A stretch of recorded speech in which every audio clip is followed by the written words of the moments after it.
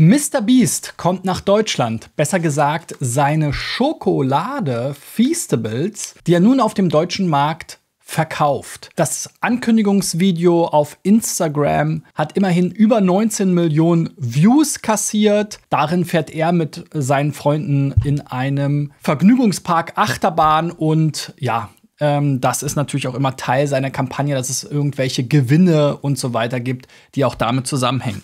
Wenn man jetzt nach Feastables bei Google sucht, dann findet man einerseits hier schon die ersten Online-Shops, die die Schokolade allerdings teilweise hier auch noch im alten Design scheinbar aus den USA schon importiert hatten, aber eben auch die entsprechende Website. Und auf der Website gibt es aber leider keinen deutschsprachigen Shop. In den USA, in UK und auch in Australien kann man Feastables eben auch online bestellen. Das ist in Deutschland anders. Dort gibt es diese im Edeka-Verbund. Edekas Pressemitteilung findet man hier auch, wenn man nach Feastables bei Google in Deutschland sucht.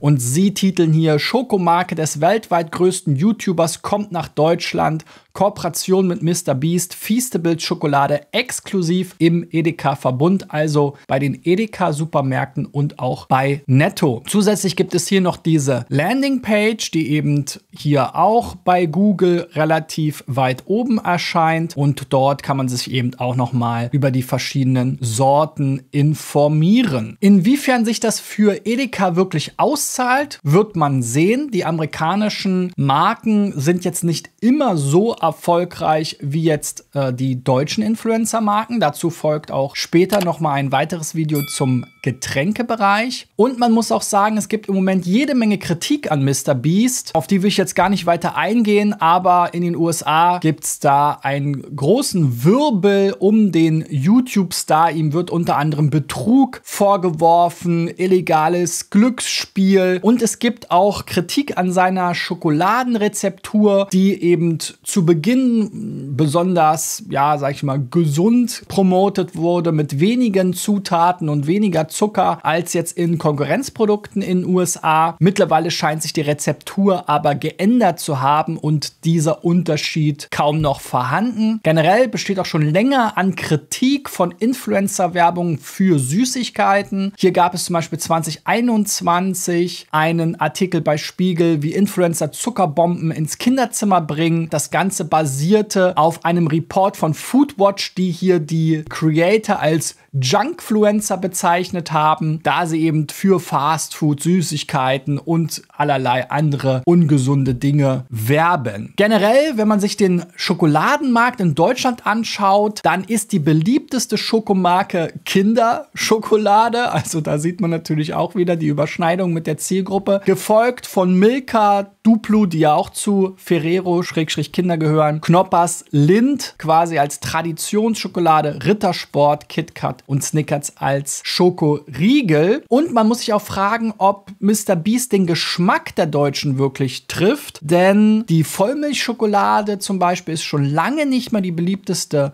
Schokosorte der Deutschen. T-Online hatte hier mal eine Umfrage gemacht, 2024, und dort gab fast ein Viertel der Befragten an, dass sie Zartbitterschokolade bevorzugen. Und das ist natürlich ja so ziemlich das Gegenteil von den eher süßen Schokoprodukten aus den USA. Ein weiterer Punkt ist natürlich immer der Preis. Influencer-Produkte sind ja auch oft in der Kritik, weil sie eben überteuert erscheinen. Auch in diesem Fall muss man sich fragen, ob der Preis wirklich wettbewerbsfähig ist. Man zahlt hier für 60 Gramm Schokolade 3 Euro im Netto oder auch eben im Edeka. Und zum Beispiel eine Tafel Lindt kostet nur die Hälfte. Auch die Milka-Schokolade ist nicht viel teurer. Und in der Tafel Milka oder eben auch Lindt sind 100 Gramm drin. Wir haben hier mal den Vergleich. Ja?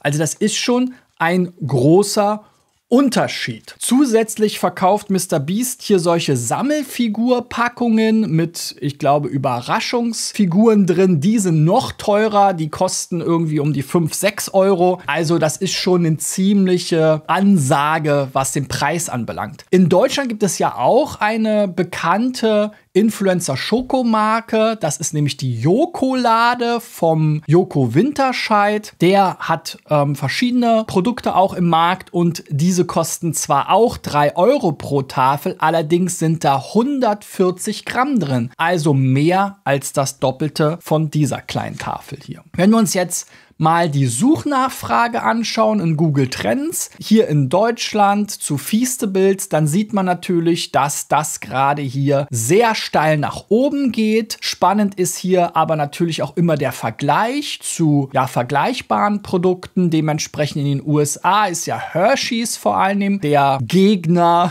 von Feastables, auf die sich auch MrBeast in seiner Promotion sehr häufig bezieht. In Deutschland eben jetzt hier vielleicht als Influencer oder prominenten Schokolade die Jokolade. Und da sehen wir eben auch, dass Hershey's in Deutschland eigentlich kaum Interesse weckt und selbst die Jokolade eben hier deutlich mehr Interesse in Google Deutschland erzeugt. Allerdings ist jetzt natürlich durch den Launch das Interesse bei Feastables nochmal deutlich größer. Da muss ich dann zeigen, wie sich das eben in der Zukunft weiter hält, gerade in Bezug auf Geschmack und Preis. Sicherlich ist die Zielgruppe hier relativ jung. Die junge Zielgruppe bevorzugt vielleicht auch süßere Produkte. Allerdings muss man hier halt sagen, gegenüber anderen Schokoladen ist sie eben sehr teuer. Wenn man das Ganze dann mal gegen die etablierten Marken legt, eben die besagte Kinderschokolade, aber eben auch Lindt, Rittersport und Milka, die ja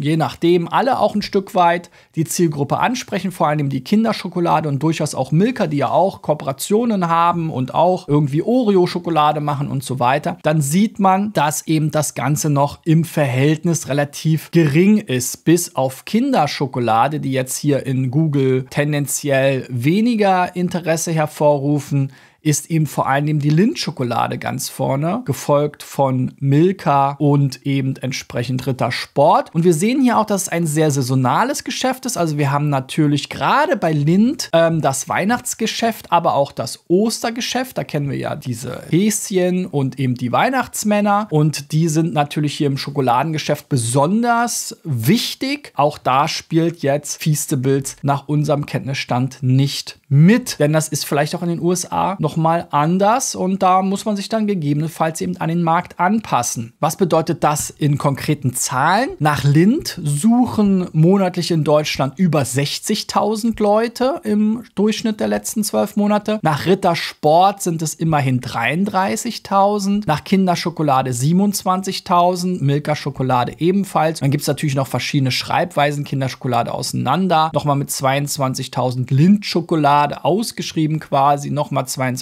Milka-Schokolade, 22.000 Jokolade, immerhin auch schon fast 10.000. Also wenn man das jetzt hier mit den anderen Schokoladen-Keywords vergleicht, wäre das ungefähr die Hälfte, aber natürlich entsprechend, je nachdem, wenn man jetzt die Marken rein vergleicht, dann ist es immer noch deutlich kleiner. Und Feastables jetzt eben im Durchschnitt 4.000. Das wird jetzt natürlich entsprechend in der Zukunft wachsen. Hershey's zum Beispiel mit 1.600 ist hier weit abgeschlagen. Ja, wenn du mal wissen willst, wie deine Website, deine Marke in Suchmaschinen dasteht, dann bewirb dich doch für den SEO-Check. Geh dazu auf digitaleffects.de/SEO-Check und mit etwas Glück kannst du dann mit mir in einem persönlichen Videocall deine SEO-Potenziale checken. Ja, und wenn du dich für weitere Influencer-Marken interessierst und wie die so im Online-Marketing abschneiden, dann schau doch gerne hier noch mal rein. Hier habe ich mir zuletzt die bekannte Modemarke von Influencer Justin Fuchs angesehen.